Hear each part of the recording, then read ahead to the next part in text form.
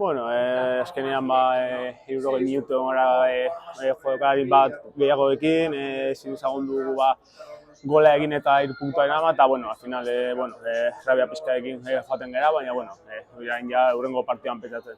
Bai, beraiek atzean sartu dira, ondo defenditzen dute bere area, eta bueno, okazio klarak argiak egitea kosta zaigu.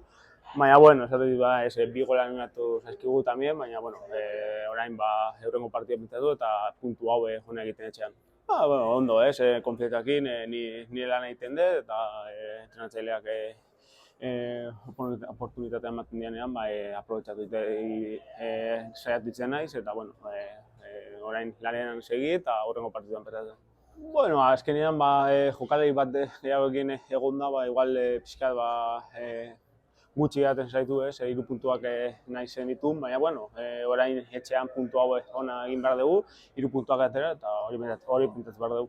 Bueno, un poco agridulce, ¿no? Al final, después de tantas ocasiones, después de pelearlo hasta el final, yo creo que hemos apretado arriba, no les hemos dejado jugar, sabíamos que al final estaban con un jugador menos.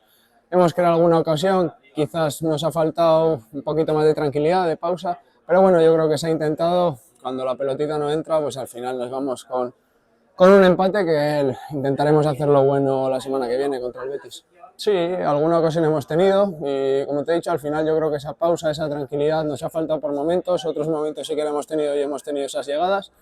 Pero bueno, esto no para y hay que volver a entrenar mañana y a seguir. Sí, bien, bueno, al final después de tantas lesiones, de tantos parones, pues lo que quiere uno es encontrarse bien, me he encontrado bien, sin ninguna molestia, sin ningún problema. Esperemos que esto sea para más largo y feliz y contento.